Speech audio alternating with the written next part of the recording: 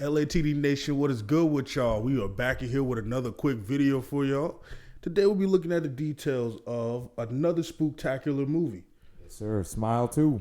That just came out recently on the October 10th. 10th, 11th, around that time. Yes, sir. My dad's birthday on the 11th. Hey, rest in peace, Pop. But anyway, shoot, Smile 2 starring Naomi Scott, who was recently in Power Rangers. Yeah, 2017, and she was also Jasmine in Aladdin 2019. Yeah, I did some research on her because I noticed she's in a lot of Disney original stuff like Lemonade Mouth, that old movie.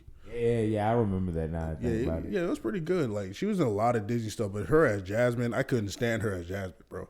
I can't even remember that movie. I only saw it that one time, but I remember liking it for the most part. It was just annoying because she sang the whole song, talk about how she won't be silenced, just to walk around a whole room in a foyer just to get out her like restraints, and then just for her to walk back and be captured again.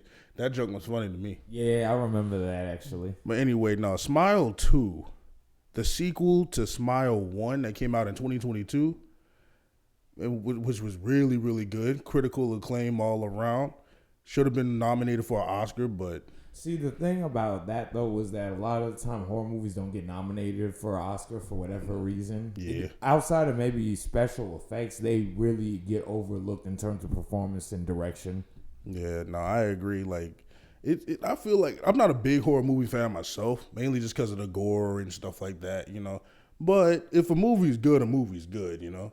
It should definitely get the recognition it deserves, because I remember when we watched it, like it was really good. Like it made you, it had a lot of commentary on like mental health. It's the same here with this one, mental health and like mainly like schizophrenic type of symptoms and everything like that. And the lady, nobody believed her when she talked. It's a lot of the same way here though. But anyway, quick plot synopsis. So then Smile 2. Sky Riley? Yeah, Sky Riley. Sky Riley, played by Naomi Scott. Like I said, she is a very well-known pop singer, world-renowned. Like, she's pretty much this day's Miley Cyrus. Okay. Maybe Ariana Grande would be a good comparison. Yeah. But because she kind of has demons in her life. Almost literally, and you know what I'm saying, when you literally and figuratively, as you'll see. Yeah, so she's trying to come back with another tour her comeback tour, so that she can pretty much make her name or clear her name, I guess. Yeah, she's kind of trying to revive her career and kind of get past a certain incident that we won't go into detail, but it is a prominent aspect of the movie.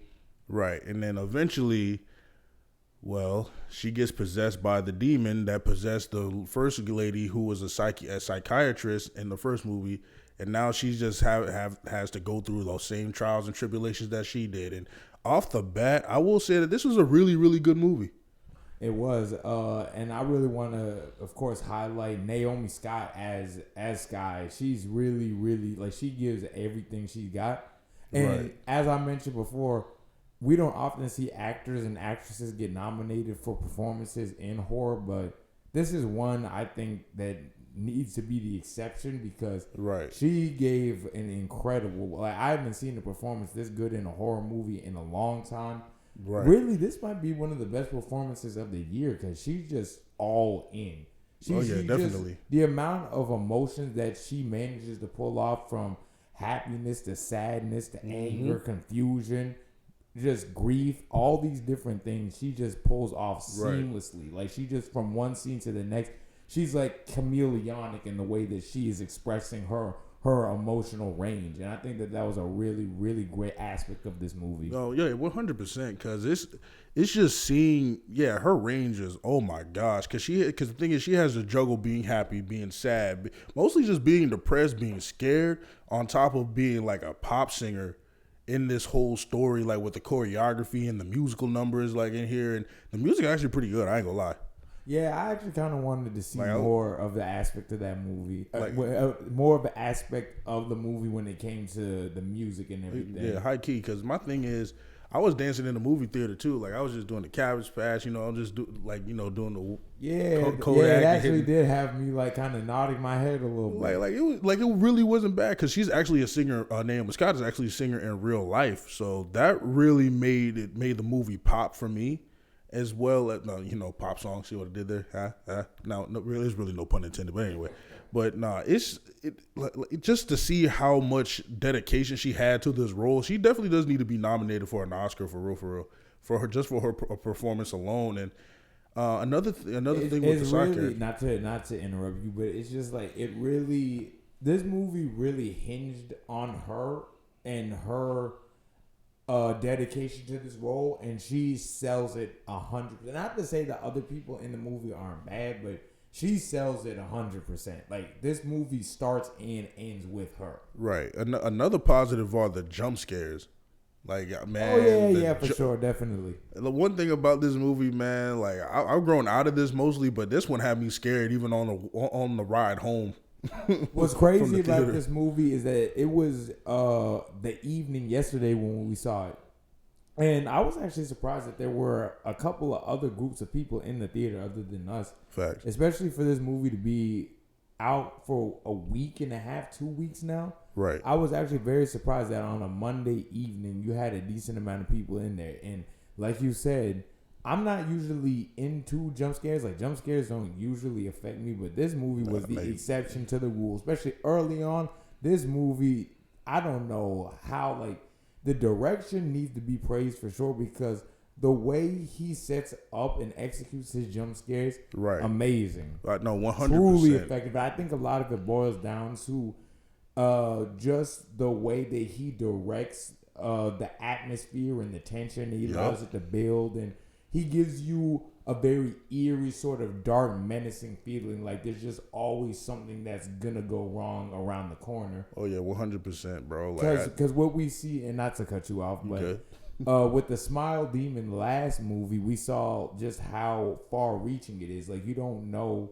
who's infected by it. You don't know when. You don't know when it's gonna show up. So it creates this atmosphere of paranoia that you're experiencing with whoever it is you're following in these movies. Exactly. Because my thing is, like, why? Like, this happened in the first movie. This happened in the second. And this one. Why do you just watch these people die? Like, I just, like, you know what I'm saying? You talking about, like, when they get possessed and they're, like, smiling and everything? Right. And then they start getting all choked up and everything. And then they just See, my thing is that what you don't, I guess in the moment, you be shocked to the point to where you just like don't really. I'm sorry.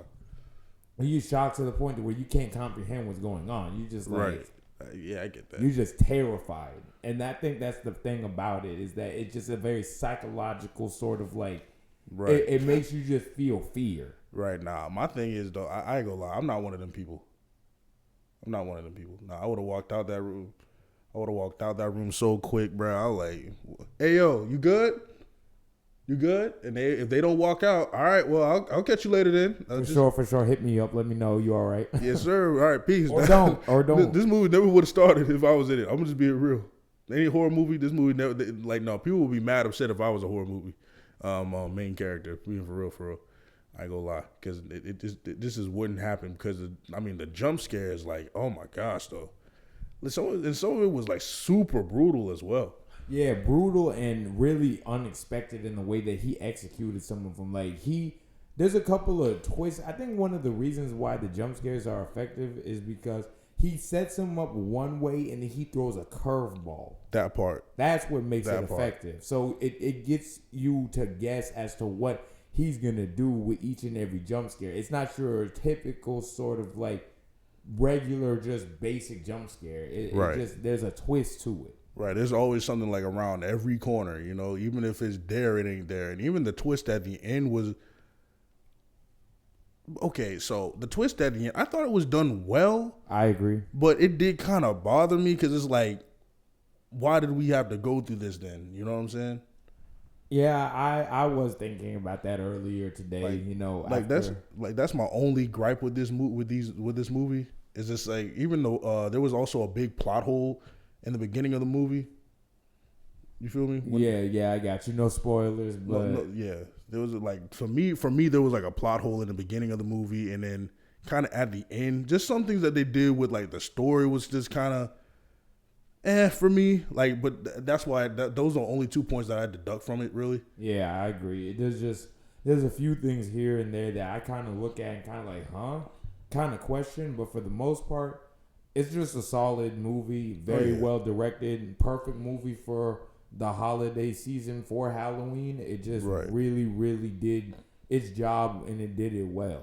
And to talk about some of the side characters, like I forgot her name, but and the guy who plays her assistant, her mom and her assistant, they were really good in the movie as well. They weren't really at the forefront, but they were the ones that really tried to get her to stay focused on this tour, even despite everything that's going on with her. Yeah, and the thing is that it's like her mom, Rosemary DeWitt, that's the actress who plays her. She's really good in the movie because you can tell she obviously has care and concern for her daughter, but there is an element of she's really just like focused mostly on the tour and focused mostly on her career. And they want, but you could tell that there's an element and there's a level of love and care there, right? For sure. Because the thing is, like, they want you to, you know, they're trying to portray her as the overbearing mother who only cares about like the fame and the fortune and this, that, and the third. But that's not really the case at all. You know, shout out Double Toasted again. You know. As always, you know, for sure. But like, but they mentioned this in their review of it, and I didn't see it like this, but at first, but they were right when they said that this concert or tour was pretty much hinging on everything. This was make or break because all the stuff, because y'all see in the movie, all the stuff that she did before like the events of the movie happened. Yeah, like leading up to it, does a really good job of framing everything as far as her current circumstance and what's led her up to this point. And you were absolutely right when you say that everything really is like, this is pretty much her last and only chance. This is like, it's no more second chances after this. Right. Like her career will be done if this tour ain't successful. Right. And it just, I just felt bad for her though, this whole movie. Like it just seeing how this monster just manipulates her and just embarrasses her throughout the whole thing, makes her see people that ain't there. You know what I'm saying? And like even with this whole, there was like a scene where, well, okay, I'll just put it like this: the charity scene, the speeches scene. That's all you need to say. That's all. That's it. Like, oh man, I remember we were just sitting back in our seats, just like, like it's just cringy. Like, don't say that. Don't say that. Yeah, because like you said, the movie, like, it's a very sinister entity. The smile demon. It just does a very good job of like, it goes at its way to psychologically torture. It's not like, you know, somebody like that's a slasher villain or somebody that just like they catch you, they just, you know, you're just gone. They want you to suffer. They want you to feel embarrassed. They want you to feel humiliation, shame, all that. And the thing with her is that, as we stated, you know, we see that everything that she's done, everything leading up to where she's at currently in her career, you see through flashbacks and everything that it's implied, even through like her estrangement with her best friend in the movie, it's implied that she wasn't really a good person throughout the majority of her life. But you still feel bad for her, and I think that that's the ultimate accomplishment that what's her name, Naomi Scott, that she accomplishes. She does a really good job of making us feel sympathy for somebody that you could really argue doesn't really deserve it.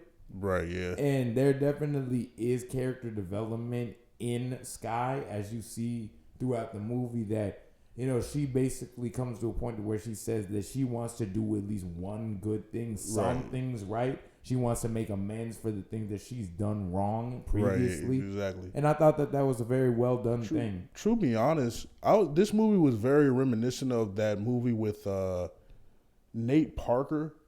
I think it's who's plays like this cop in this movie. This movie's called Beyond the Lights. It's kind of has a similar, like, Smile 2 has a similar premise with this one, because versus like this is a pop star, and Beyond the Lights, this pop star just is kind of sick of being a pop star. You know, like it's the fame and fortune. Fame has really taken. I wouldn't say fortune because you can't go no wrong with no fortune. You feel me? But fame has kind of taken a toll on her, and it's now starting to kind of beat her down to where she's like in a depression. So this very well in the opposite way, Nate Parker, an actor who's famous for The Great Debaters, who was in American Skin, that movie that was came out a couple of years ago, Red Tails. I think he's a pretty underrated actor out there, but he pretty much comes in and saves her from herself essentially. And he's very much the opposite of this demon. This demon wants to make this girl suffer. Oh yeah, 100%. But like that, but 100%. but like the whole premise of it was very reminiscent of Beyond the Lights, and so I thought that was really, really cool too. You know, just a comparison there. It's just like this whole movie is just immaculate from front to back. Just, like I said, other than those two little things with the plot and everything. Facts. And it does at some point start to feel like it's running a little long, but for the most part, everything that is there for a reason. There's really not a whole lot of fluff. It all feels like it makes sense. So I really don't have anything negative to say. I'm the same way. I really do feel like this is one of, if not the best horror movie of the year. Yeah. And considering I like Smile, the original, but honestly, I don't really remember it like that since we saw it, 2 years ago? 2 years ago, But this one, for me, definitely does feel like it's going to stick out in my mind a lot more. Right. This seems like something that is definitely going to be, it's going to stick with me a little bit more. Like, I was just thinking about it all day today, and I feel like the original didn't I tried really not to. Like the original didn't really do that for me, but this one definitely is stuck on my mind a little bit longer. And just for that alone, great movie. Sure, what'd you give it? On the scale, I'm going to give it a heat. Yeah, definitely. I'll give it a good solid heat, man. I'll give it a heat for sure. Crank it up a little bit. Yes, sir. It was really good, man. Like I said, I had a good time with this movie. I really did. I'm gonna be real. I don't feel like being scared, so I'm not seeing it ever again. At least I don't plan to. I'm not seeing this a second or third time because I don't want to be scared and then have me waking up late at night and talking. I would actually watch this movie again. I really would. I would too. I enjoyed it for sure. Yeah, I would too. Not saying that it's bad. And now I know what to expect. So shit, you can't get me this time, Smile Demon. Exactly. You slick nigga. Exactly. I'm on to you. Exactly. Nah, stay away from me. But yeah, like I said, man, the Heat, good solid 8 out of 10. Yeah. Sure. With that being said, man, I've been Jay. This has been Rodney. We are LATD. Remember, y'all, look at the details. Peace.